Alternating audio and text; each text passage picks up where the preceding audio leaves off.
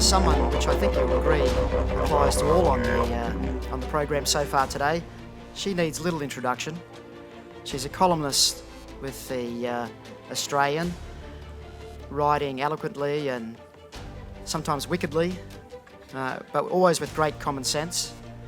And she's recently assumed the role of chairman of the Institute of Public Affairs, which is magnificent.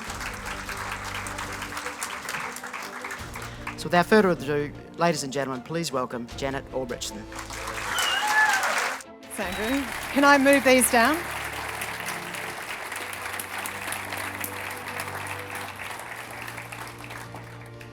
Thank you very much, Andrew, for that kind introduction, and what a perfect segue to hear from the wonderful Tony Abbott and John Anderson as I talk to you for the next 20 minutes. I want to talk about quiet Australians and what they deserve from us. Recently, though, I have to be honest, I have found myself channeling, and I don't want to shock you, channeling Malcolm Turnbull. Stay with me. Oh, I've got you excited. Channeling Malcolm Turnbull because every day I wake up and I think it is an exciting time to be an Australian. Now, he was out by 3 years, of course, and 3 years ago, he seriously was the most excited man in Australia.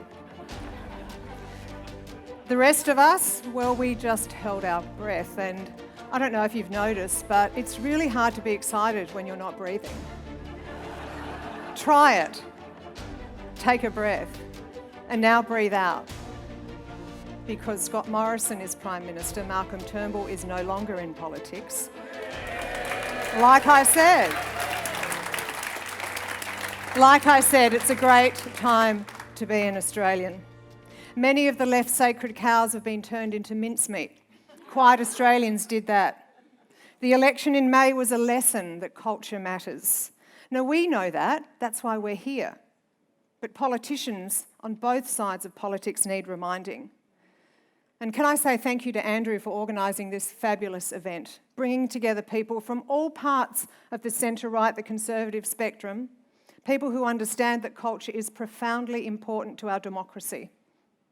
Australia's future is built on ideals that are set down in the founding constitution of the Institute of Public Affairs. It was set down in 1943 when we were first set up. Our constitution says democracy rests on two fundamental interdependent concepts: individual freedom and individual responsibility. And the May election was a lesson that these values matter to quiet Australians. So when Labor and Bill Shorten invited Australians to indulge in class war, well, that was about our culture, and Australians said no. On the May 18th, quiet Australians proved, thankfully, that numbers matter more than noise. More than noise, this kind of noise. I read this tweet, I think it was last week.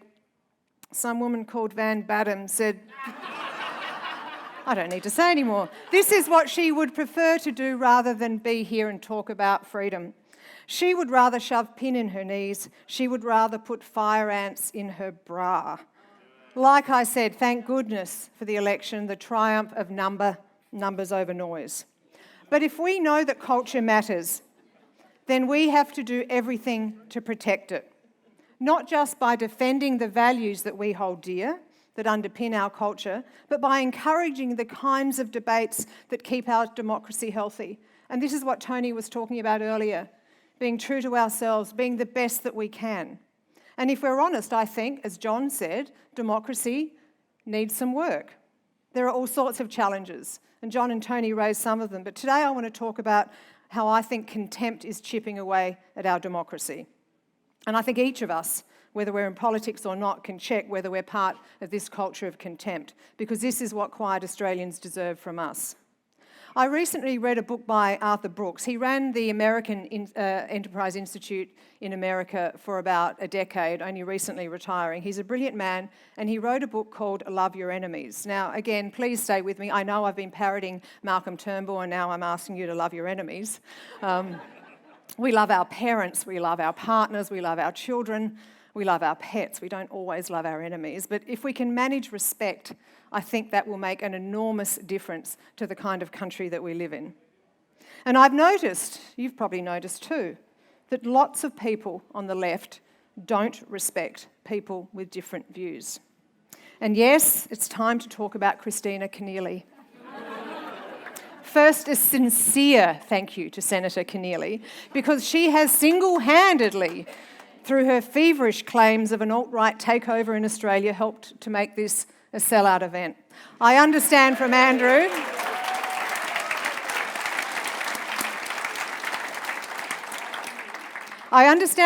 that flowers are on the way. Now, Christina also helped me personally. Perfect timing.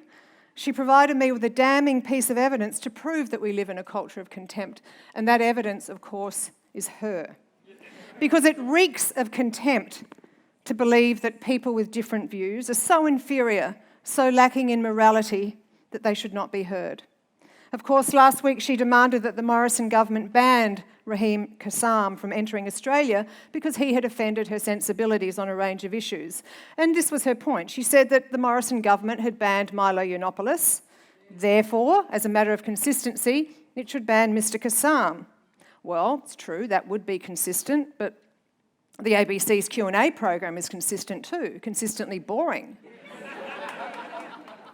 Jeremy Corbyn is consistent, consistently anti-Semitic. John Setka is consistent, consistently... No, I won't go there, but you get my point about consistency. There is something better than consistency. We have to aim for principle. The Morrison government was wrong to ban Milo Yiannopoulos. And the government is right not to ban Mr. Kassam. A Liberal government should ban neither man because principles matter. And free speech, I say this all the time, is the single most important principle in a functioning democracy. It's that piece of intellectual machinery that allows for a contest of ideas. And that contest, those disagreements, those debates, even robust debates, underpin our progress, our innovation, our ability to find the best ideas, the best solutions, and the best policies. Now, Senator Keneally doesn't respect a contest of ideas, and I admit, I find it exhausting too. I'm at home, I have 3 children, 19, 23, 25. Sometimes I just want them to shut up. I don't want them to always disagree with me. Everything's a debate. It's exhausting. Shut up, I say sometimes. But if I listen to them, I realise sometimes I'm wrong, and sometimes they're right. So I listen.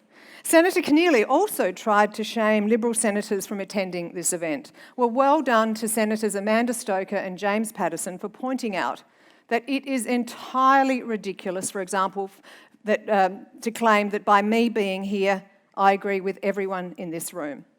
Senator Stoker said trying to shame into silence anyone who would speak to a person who is wrong on an issue, that damages our capacity for a constructive democracy. She said if we're doing our job properly as politicians, we should be speaking to people from all walks of life every day, and we won't agree with them all.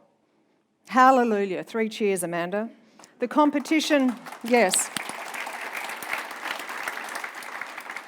The competition of ideas is what matters, and not just for politicians, but for each of us. And we can disagree, even in this room. For example, my view is that Mr. Kassam's 3-year-old tweet, and I hasten to add that he did delete it, but it's part of an increasingly polarised world that we live in.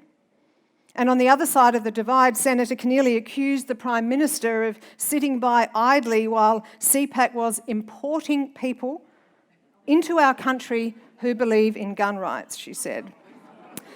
Well, Christina, I think you should think more and posture less.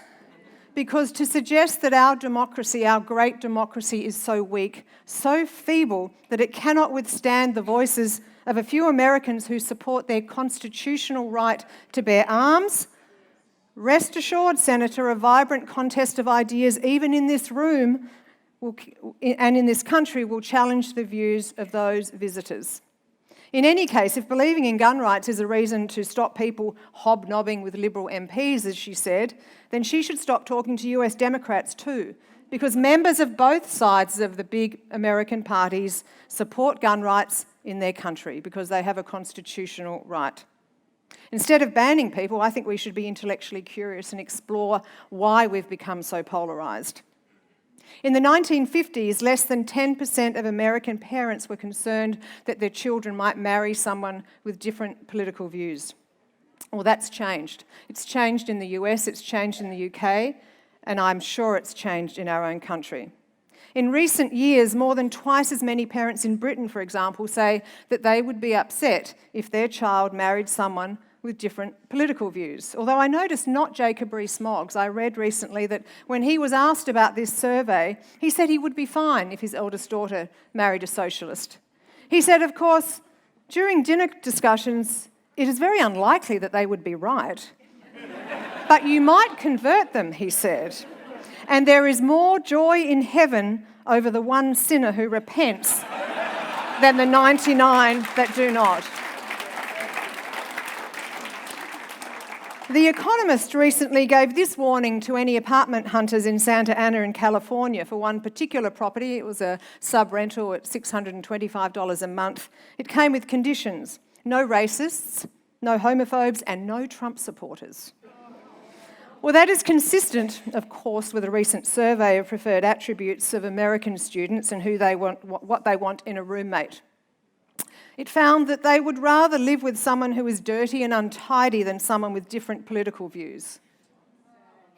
It found that they would rather live with someone who visits, this is even sadder, a farmer's market. They'd rather live with someone who likes to visit a farmer's market than someone who is an evangelical Christian. This aligns, though, with a phenomenon that David Brooks, in that book I mentioned a few minutes ago, has written called motive attribution asymmetry. It's the assumption that my beliefs are based in love and my opponent's beliefs are based in hate. And Brooks cites research that has found, on average, Republicans, Democrats right now, they suffer from a level of motive attribution asymmetry that is comparable with warring Palestinians and Israelis. That each side thinks that it's driven by benevolence while the other is evil and motivated by hatred, and is therefore the enemy that you cannot negotiate with or compromise with, and you certainly can't marry them or share an apartment with them. Like me, Brooks assumed that this growing polarisation was fueled by anger. And then he spoke to a psychological researcher and relationship expert, a man called John Gottman, who was a professor at Washington University, and he runs the Gottman Institute. And Gottman's insight, after years of clinical work dealing with couples, found that in marriages and relationships, anger is not the problem. It's not what keeps people apart. Anger is a hot emotion. It means people still care. Gottman's work found that what opens up a really serious divide between people is when their anger is mixed with disgust. And that mix of anger and disgust turns a hot emotion into contempt. And contempt is cold. It reeks of scorn. It says that you don't care about another person, that they're worthless. Contempt brooks no disagreement. It makes no room for compromise. And when someone treats another person with contempt, they're putting that other person down and they're feeling themselves superior. And this is the really interesting insight. Feeling superior, as we know, can feel good. And any action that makes us feel good can become addictive. Because when we do something that feels good, our brain remembers it. It creates this dopamine path, recording what gives us pleasure. So we do it again and again, building up what Brooks calls a highway of recorded memory about what feels good. Smoking, drugs, too much booze, too much sex, pick your poison, but researchers say that all roads lead to dopamine. And that is how addiction takes hold. Delivering short bursts of feeling good even when we know what we're doing is not good for us. And it's the same, Brooks said, drawing on Gottman's work, it's the same with treating people with contempt. Dealing with couples, Gottman found that one person will often react to a partner's contempt by returning the serve, by being contemptuous back. But they can still love each other. But they've acquired this habit, they're caught in this cycle of contempt. So contempt makes reconciliation between people harder. Not impossible, because of course any bad habit can be broken.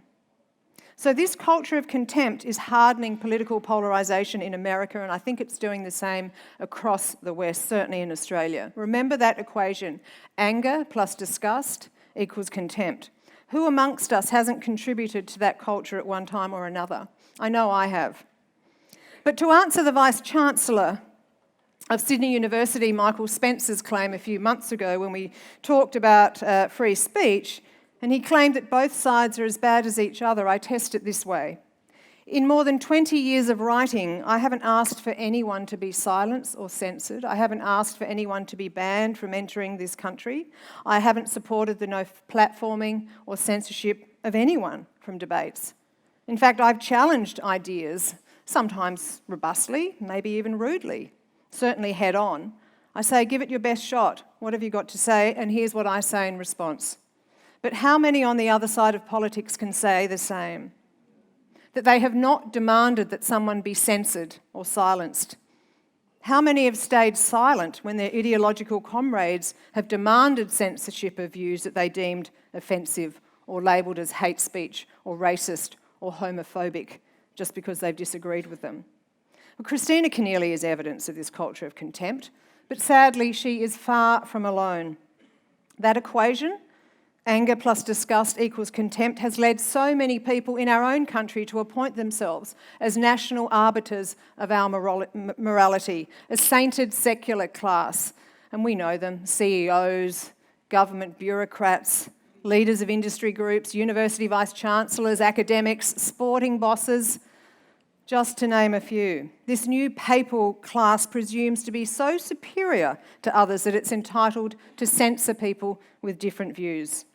From those academics going back decades, from those academics who drove the great historian Geoffrey Blainey out of Melbourne University because they disagreed with him over immigration, to more recently those bogus claims brought against our great friend Bill Leak for drawing a cartoon about dysfunction in Indigenous families. There is an institutionalised contempt for free speech and differing opinions across the left.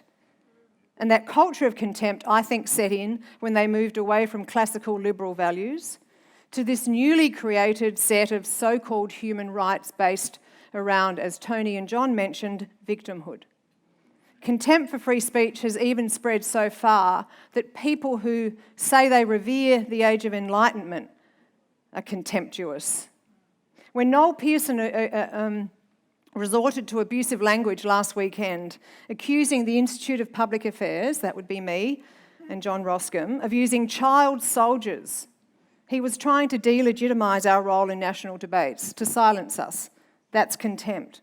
Contempt, not merely disagreement with a set of views, but contempt for other views and other people, in his case, young conservative white men. When Marcia Langton labels those people that she disagrees with as racist, and she does it all the time. Most recently, she accused Andrew Bolt on ABC Radio of running a racist vendetta. Well, that's not just intellectually lame from an academic, it is dripping with contempt for a person with different views. When small groups no platform speakers at universities because they consider the speakers to be so immoral that they can't be heard, that's what contempt looks like on campus.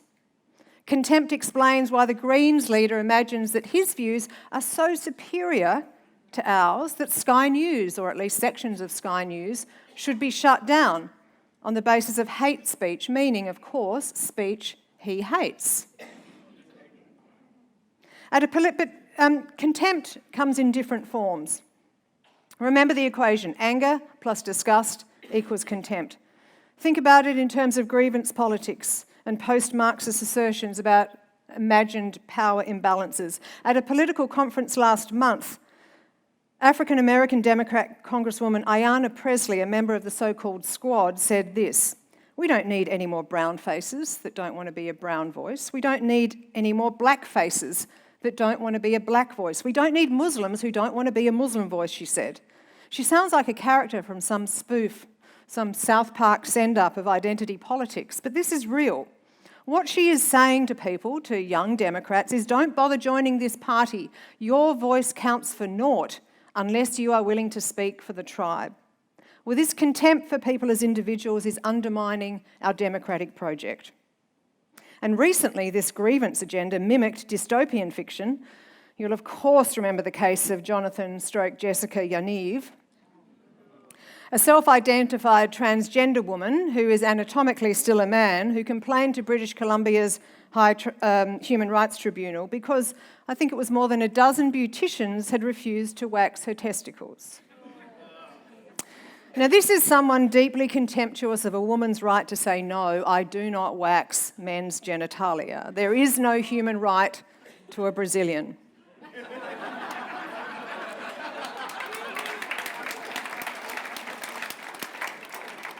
One pundit wrote about this in Canada, that The Handmaid's Tale is still fiction, but wax my balls, bitch? Well, that's a real-life horror story. But this is more serious than it is funny, because think about it. It exposes what John talked about, a deep-seated narcissism taking root in our society, and along with it, a wicked contempt for others. And this culture of contempt explains why today's self-appointed moralists make no room for nonconformists. Camille Paglia, Germaine Greer, they're heretics who have to be silenced. Think about the same-sex marriage activists who have attacked tennis great Margaret Court for her Christian beliefs. Her thought crimes are deemed so serious that apparently the Margaret Court Arena should be renamed, according to these people. This equation, anger plus disgust equals contempt, of course explains why Rugby Australia's legal battle with Israel Folau. Remember the equation, contempt, not anger, not even disagreement with his views, explains why Rugby Australia has pursued him with such force, bringing his rugby career to an end. Now, we understand that Folau's legal battle is a moral battle for us. And if we understand that there is a moral battle underway, we need to do what we can to diffuse this growing culture of contempt. And one way to do that is to resist the contagion, because contempt is contagious. People get caught in an escalating cycle of treating others with contempt. It's not healthy for us individually, and it's certainly not healthy for our democracy. It stops us from listening to others. It stops us from reaching positions after we've contested ideas. And one thing is clear, and I could direct this to Noel Pearson, but it applies equally to us. We will never win an argument with someone by treating them with contempt, by making them feel inferior or worthless. As Brooke says, just as contempt is contagious, so is compassion and so is respect. And if you are around someone who is compassionate and respectful, you are much more likely to behave with compassion and respect yourselves. And if you behave in that same way, people around you will behave in a more compassionate and respectful way. The aim, as Brooke says, is not to disagree less, but the aim is to disagree better. Now, we have the values of liberalism on our side, but we have to be clear about the challenges and not to be seduced about this idea of the quiet Australians, because it's beyond question that Scott Morrison was aided and abetted in that election by about how bad Bill Shorten was as an opposition leader. One of the defining moments of Bill's leadership, I think, happened in March 2015. He was asked by John Fain what he believed in. Now, Shorten had been in politics since 2007. He'd been a minister. He was opposition leader. He'd had plenty of time to think about this. But all he could muster was a discombobulating piece of nothingness. He said, everybody is somebody. That's what I believe. It sounded like a Dean Martin song that my dad used to play on Saturday night. Now, we won't always be so lucky. And I don't mean to sound like Kylie Minogue here, but you understand what I'm saying. We need to understand that most Australians are not as political as us. I look at my parents as an example. Hard-working migrants who left school at 15 or 16, they both worked in many jobs. My dad lost his job in the recession that we had to have, but he didn't want a handout. He wanted the dignity that comes from a job. He thought small business should be able to open up whenever it wanted, and he hated government sticking its hand in its pocket to featherbed a big Canberra bureaucracy. He wasn't interested in political labels or political party politics. He just wasn't political. But he had strong values. And these are the quiet Australians who we have to speak to. And they will listen to us if we don't enter this race to the bottom, this culture of contempt. And I think we honour quiet Australians and our democracy by being part of a respectful and a robust contest of ideas, by listening to others and not always assuming that we're right. Thank you for listening.